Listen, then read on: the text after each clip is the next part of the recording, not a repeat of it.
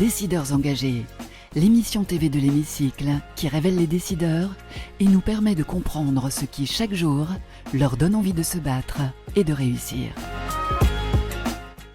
Bienvenue dans On se dit tout, l'émission des décideurs engagés sur l'Hémicycle TV. Et j'ai le plaisir de recevoir aujourd'hui Sébastien Crozier. Bonjour. Bonjour. Mais ravi d'être avec vous. Sébastien Crozier, vous êtes président national de la CFE-CGC, syndicat majoritaire chez Orange, mais vous êtes par ailleurs directeur du mécénat public chez Orange. Vous êtes ici en tant que président national de la CFE-CGC. Mais avant de rentrer dans vos activités syndicales et professionnelles, on a envie de parler de vous, Sébastien Crozier. Vous êtes passionnant. Je discutais avec vous juste avant cette émission. Qu'est-ce qui vous a construit, je dirais? Quel a été votre parcours? Qu'est-ce qui vous porte dans la vie? Je crois qu'en fait, on est construit de ces expériences qu'on acquiert. La première expérience, c'est avec ses parents. Bien sûr. Moi, j'ai eu deux parents extraordinaires. J'ai eu un père qui a participé à la fabrication de la bombe atomique française, enfin des deux bombes atomiques françaises, parce qu'on dans la filière, on pourra dire la première qui est la bombe A, donc la bombe à fission, donc celle d'Hiroshima malheureusement. Et de l'autre côté, la bombe H, qui est la bombe à hydrogène, qui a été fabriquée 6 ans plus tard. Et puis de l'autre côté, une mère archéologue en égyptologie, donc 5000 ans en arrière. Donc ça fait un terreau pour un terreau absolument extraordinaire et des rencontres fabuleuses, des amis de mes parents, des connaissances de mes parents, des endroits où mes parents m'ont emmené. Et donc c'est la première construction. Après la deuxième construction, c'est évidemment l'école, où là j'ai eu la chance d'aller au collège Stanislas. Et puis après, c'est les études qu'on fait, des études un peu originales pour l'époque parce que évidemment j'ai choisi. Vous êtes allé en Allemagne? Oui, alors j'ai fait un double cursus parce que c'était assez rare à l'époque, mais je suis rentré dans une école d'ingénieur qui s'appelle l'Essier, qui est au pôle Gustave Eiffel de Marne-la-Vallée aujourd'hui. Mais j'ai fait une spécialisation assez atypique pour l'époque, intelligence artificielle. Oui, c'est ce que j'allais dire. Évidemment, quand c'était en quelle année? 1900. C'est fin des années 80. Oui. Donc évidemment, 35 ans, vous dites, mon Dieu, l'intelligence artificielle existait déjà. Oui, elle existait déjà. Oui, on travaillait sur les mêmes outils. Oui, on travaillait de la même façon, avec des données, avec des algorithmes. Donc, on pourrait en parler. Donc, vous la connaissez par cœur, cette intelligence artificielle? Alors, oui, et puis après il y a eu quelques innovations technologiques, mais en tous les cas les fondamentaux sont là. Enfin en tous les cas moi je les ai appris pendant plusieurs années et en même temps je l'ai fait à Karlsruhe, donc au KIT, au Karlsruher Institut für Technologie, en allemand. Ce qui rend le fait que les travaux que j'ai fait à l'époque, qui étaient sans doute très très amateurs par rapport à ce qu'on peut voir aujourd'hui sur l'intelligence artificielle, je n'arrive plus à les relire parce que à la fois entre le vocabulaire de l'époque et la langue allemande que j'ai malheureusement en partie perdu, je n'ai gardé qu'un allemand. Mais ça veut dire que les Allemands étaient précurseurs ou en France aussi on pouvait être formé à l'intelligence artificielle déjà à l'époque? Non, je pense que toutes les grandes universités, toutes les grandes universités françaises et toutes les grandes universités allemandes, de toutes les grandes écoles avaient de temps en temps des spécialisations informatiques. À l'intérieur de ces spécialisations informatiques, vous aviez des options. Moi, j'ai choisi une dominante intelligence artificielle et une secondaire qui était télécommunications. Mais qu'est-ce qui vous plaisait justement dans le choix de cette filière? Je vais vous le dire, c'est un peu audacieux. En tous les cas, c'était une matière qui était assez confortable parce que tous les projets qu'on réalisait ne marchant pas, on avait la bienveillance des professeurs. Donc c'était une matière qui était. Et puis au-delà de ça, il y avait une forme de fascination intellectuelle à se dire. Est-ce que demain, une machine va pouvoir converser avec vous? Est-ce qu'elle va pouvoir être capable de vous reconnaître? Voilà, donc c'était des défis qui existaient déjà à l'époque. Et donc, on avait quelques matières un peu clés, reconnaissance vocale, reconnaissance visuelle. Et donc, voilà, des choses qui, aujourd'hui, se sont un peu banalisées. Hein, chez Orange, notamment, on utilise aujourd'hui des voix qui sont des IA, etc. Alors, chez Orange, moi, j'ai eu l'occasion de travailler d'ailleurs sur ces projets en tant que directeur de la stratégie d'innovation de la branche entreprise. On avait effectivement des outils de reconnaissance vocale. Aujourd'hui, la reconnaissance vocale, vous utilisez toujours avec Siri ou votre téléphone Apple, si vous avez un Apple. Vous êtes en reconnaissance faciale pour débloquer votre téléphone. Donc finalement, on voit comment en 35 ans, on est passé de choses qui marchotaient difficilement avec des taux de fiabilité qui étaient pas supérieurs à 80% à aujourd'hui des taux de fiabilité qui sont à 95, 97 ou 18%. Ouais. Pour vous, c'est un vrai plus, l'intelligence artificielle. Vous avez dit dans une tribune récemment que ça promettait plus d'objectivité et de performance. Je crois que l'intelligence artificielle, ça doit s'inscrire en fait dans une sorte d'épistémologie scientifique, c'est-à-dire que l'intelligence artificielle, ça a commencé à partir du moment où on a numérisé le monde. Donc Alan Turing, 100 ans à peu près, ça fait 100 ans, commence à numériser le monde. On met le monde en 0 et en 1 et on commence à s'interroger. Et donc en fait, on a depuis 100 ans le numérique qui envahit notre vie. Et l'intelligence artificielle est aujourd'hui un élément médiatique, on va dire, qui fait apparaître que cette numérisation est omniprésente et permet de faire beaucoup de choses. Pour autant, ce n'est qu'un moment de cette formidable épopée avec ses aspects positifs, ses aspects négatifs, on pourrait y revenir, qu'est la numérisation. Donc elle apporte le meilleur, elle apporte le pire. Pour autant, l'algorithmie, la data sont des choses qui existent depuis 100 ans. On parle de la fameuse machine de Turing, la fameuse question qui est de permettre de savoir si on parlait de machine ou si on parlait à un homme, ces fameuses questions. La résolution des messages codés allemands avec Enigma, c'est de l'intelligence artificielle d'une certaine façon. Avec quand même un petit bémol qu'il faut toujours rappeler, c'est que nous avons en fait une dérive sémantique qui est que intelligence artificielle en anglais ne veut pas dire intelligence artificielle. C'est-à-dire que artificial intelligence, ça veut dire renseignements artificiels. Complètement, c'est vrai. Parce qu'on parle des intelligence services quand on parle des services secrets anglais. Et donc en fait, on a un peu était au-delà dans notre de sa univers. capacité finalement aussi. Voilà. Et donc on imagine, on a une sorte de petit fantasme sur l'intelligence artificielle. Ce n'est pas de l'intelligence artificielle, c'est un robot qui sait tout faire. Voilà, c'est surtout du renseignement artificiel amélioré. Et il faut le prendre comme ça. Alors le premier réflexe de la France, c'est de réguler, d'essayer. Enfin, en tout cas, c'est ce qu'on entend dans les discours. Est-ce que vous pensez que c'est la bonne solution, contrairement aux Américains qui disent qu'il faut laisser faire et ensuite on verra bien? Je crois qu'évidemment, c'est des approches culturelles qui sont différentes. Je pense que réguler avant de faire est toujours complexe, mais néanmoins, la régulation, elle correspond finalement à cette philosophie du siècle des Lumières, qui est de s'interroger sur qui nous sommes. Et donc, quelque part, c'est aussi Rabelais qui nous dit science sans conscience n'est que ruine de l'âme. Et finalement, cette culture très européenne de la réflexion sur la finalité de la technologie, elle a son côté positif, elle a son côté entravant parce que elle empêche parfois des développements, parce que par la régulation on empêche l'innovation. Donc il faut repenser évidemment face à la compétition internationale notre façon de penser. On a coutume de dire les Américains inventent, les Chinois copient, les Européens régulent. En réalité, c'est une caricature. Moi, je ne crois pas que les Chinois copient. Je pense que les Chinois innovent aussi énormément, et en particulier sur le domaine de l'intelligence artificielle. Je pense que les Américains s'interrogent aussi sur les questions de régulation. Il faut trouver un équilibre, et par contre, il faut plus investir en Europe sur ces technologies. C'est la question des moyens qui se pose. Ils sont bien supérieurs à ceux de l'Europe. Alors justement, est-ce que selon vous, la France, sur ses ambitions numériques et en matière d'intelligence artificielle, est-ce qu'elle est suffisamment au fait? Est-ce qu'elle en fait suffisamment pour parvenir à cette fameuse souveraineté numérique Moi, je crois que la France, si on regarde un peu les fondamentaux de l'intelligence artificielle, on s'aperçoit que c'est de l'algorithmie, on s'aperçoit que c'est de la donnée.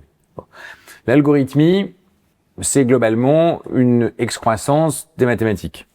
L'école de mathématiques française, alors vous allez me dire, je vais encore parler de ma famille, oui, mon grand-père faisait partie de la génération Bourbakine qui a fabriqué l'algèbre moderne telle qu'on la connaît, et donc a été un grand mathématicien dont vous pouvez trouver d'ailleurs la biographie sur Wikipédia. Donc nous avons une grande école de mathématiques. Et cette grande école de mathématiques, elle est absolument essentielle pour produire l'algorithmie dont nous avons besoin pour fabriquer des modèles performants.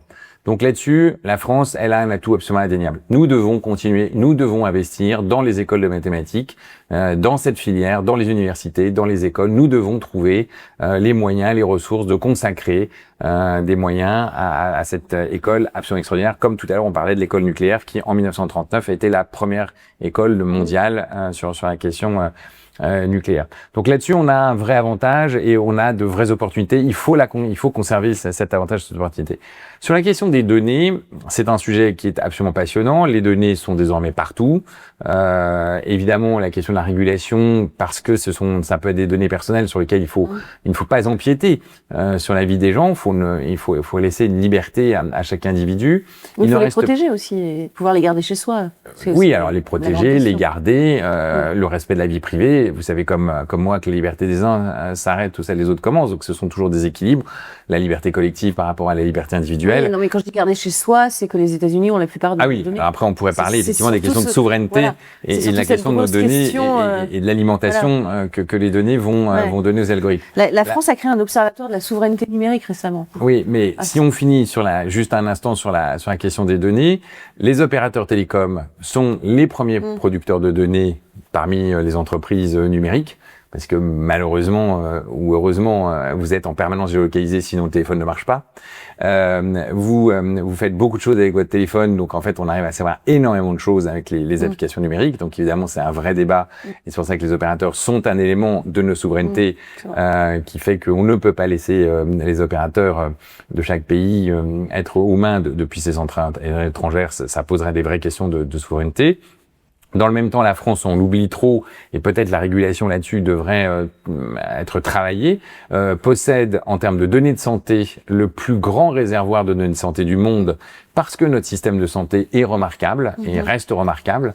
Et donc, ces données ne sont pas exploitées au niveau où il faudrait. Oui, alors c'est souvent ce qu'on entend, effectivement. Et c'est vraiment dommage. Seule la Chine, de par son nombre d'habitants, a plus de données de santé que nous. C'est dire.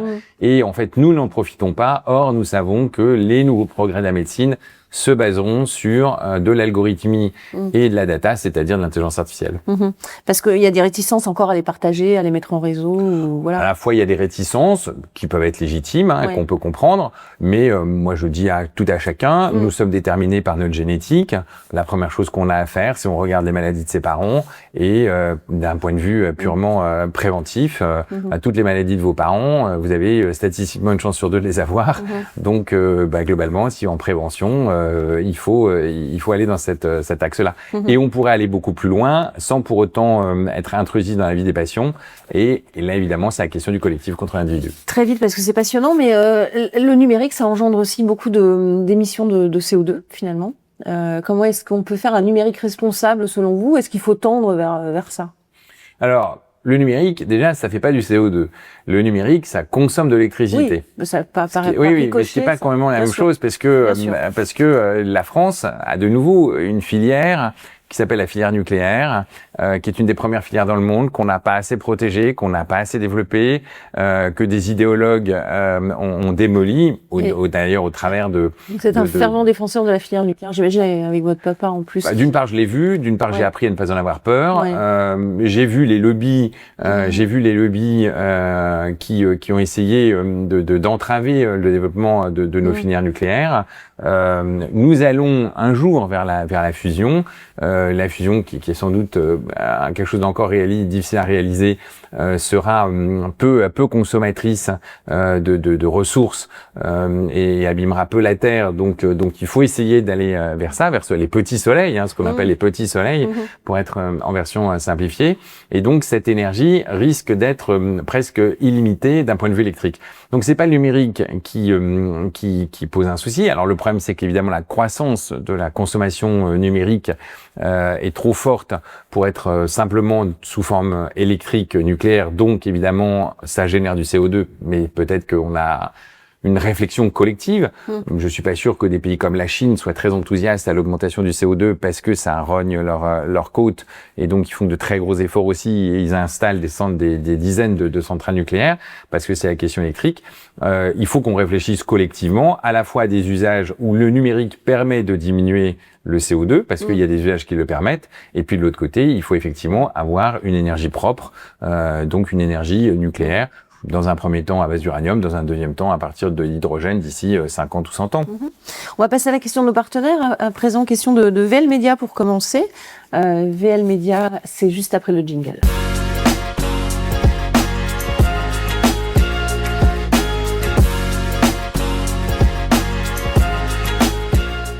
La question de VL Média, le média d'information de référence des jeunes. Pour vous, Sébastien Crozier, c'est celle-ci, celle que vous avez choisie parmi plusieurs. Comment est-ce que vous préparez les transformations liées à l'intelligence artificielle chez Orange notamment ?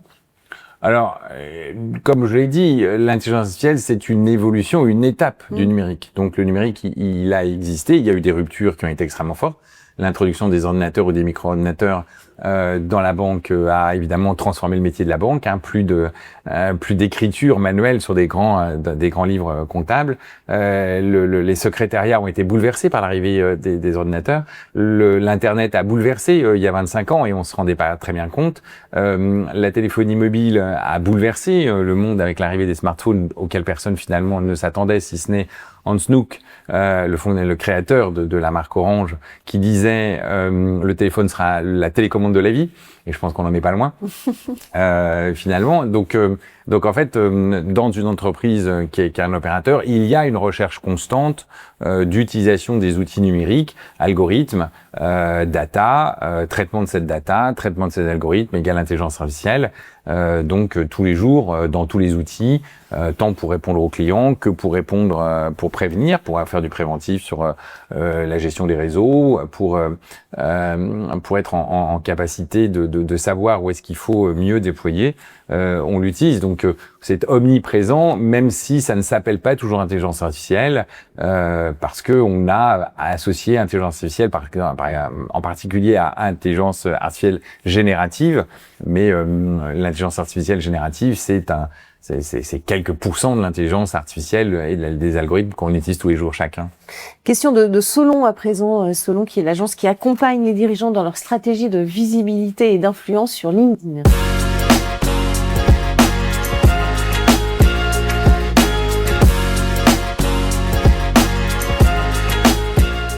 Une question de Solon pour vous. LinkedIn est-il devenu, selon vous, un des nouveaux lieux d'influence et comment est-ce que vous appréhendez le sujet ? Je crois qu'en fait, dans cette fameuse évolution ou révolution numérique permanente, finalement, on parlait du coup d'état permanent, mais on pourrait parler de la révolution numérique permanente. À un moment, l'Internet a fait apparaître ce qu'on a appelé les réseaux sociaux. Et ces réseaux sociaux ont donné une nouvelle dimension aux relations interpersonnelles, puisque à la fois on est en capacité de se présenter sur les réseaux, on est en capacité d'être en relation finalement avec beaucoup plus de personnes dans un monde quelque part numérique mais aussi virtuel, et donc ça a modifié notre perception du monde, notre perception des relations avec les uns et les autres. Au fil des années, on s'aperçoit, mais parce qu'il y a des outils, parce qu'il y a aussi des phénomènes de mode, parce qu'il y a des phénomènes de sociologie, on s'est rendu compte qu'on a eu un déplacement de ces réseaux sociaux qui ont changé au fil du temps. On a commencé avec Facebook, on va dire, et puis on a eu d'autres réseaux sociaux qui sont apparus, un éclatement, et puis on a un réseau social professionnel qui est LinkedIn, et qui est devenu un réseau qui était basé sur l'idée que c'était un univers professionnel, et dont on constate un peu à notre grand tous désarroi que la frontière personnelle professionnelle est en train de se casser. On voit beaucoup de réactions politiques sur LinkedIn. Ça n'a pas vocation à l'être en principe. Ce qui a en vocation, ce qui n'est pas forcément sa première vocation, puisque les échanges ont plutôt vocation à être dans la sphère professionnelle. Et donc, parfois des réactions personnelles. Donc, c'est à la fois évidemment un vecteur et un média d'influence, entre guillemets, si on peut parler de médias, parce que chacun devient lui-même son propre média. Sans doute, c'est le réseau social du moment. Ou pas? Tout média entre guillemets, tout média social est un lieu d'influence. Après, c'est un média qui a plus ou moins de puissance ou plus ou moins de force. Tout dépend de l'énergie que vous y consacrez en termes de distribution, en termes de production de contenu, et donc en fonction de ça. Oui, c'est un média sur lequel il faut être, sur lequel on a une capacité à avoir une communauté, mais vous avez aussi d'autres médias sur d'autres thématiques, et en fonction de vos objectifs, vous choisissez LinkedIn ou vous choisissez Instagram. Voilà, c'est le choix que vous faites. Mais LinkedIn apparaît pour la sphère professionnelle aujourd'hui un outil qui permet à la fois de s'exprimer de façon un peu construite, ce qui n'était pas forcément le cas des précédents réseaux sociaux. Oui. Et donc ça, c'est intéressant. Et puis aussi de donner sur soi-même une vision exclusivement professionnelle. Avec une image un peu plus sérieuse, même peut-être moins... Après, évidemment, ça dépend de l'usage qu'on en fait, mais si on a envie d'en donner une image sérieuse, on en donne une image sérieuse. De la même façon, sur Facebook, on fait un choix. On fait un choix d'exposer sa vie privée ou d'exposer sa vie publique. Ouais. Moi, personnellement, vous me trouverez sur Facebook, vous ne trouverez jamais aucune photo. oui, après, ce sont des choix personnels. Ni de moi-même, ni de ma famille. Alors que si j'ai envie de vous raconter un voyage à l'autre bout du monde en Ouzbékistan, eh ben je vous trouverai quelques photos du parcours de Marco Polo avec les vestiges aujourd'hui. On y revient. Ce sera le mot de la fin. Merci beaucoup, c'était passionnant, Sébastien Crozier. Ça va être à vous maintenant peut-être d'interpeller, de poser des questions, puisque c'est l'heure de la question de l'hémicycle, juste après le jingle.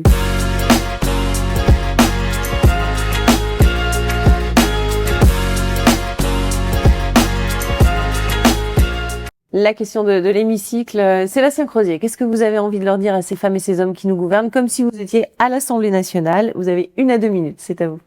Moi, je crois que le vrai enjeu pour notre pays, c'est de permettre à chacun d'accéder à ce nouveau monde numérique qui s'ouvre devant nous et dont nous ne sommes qu'au début.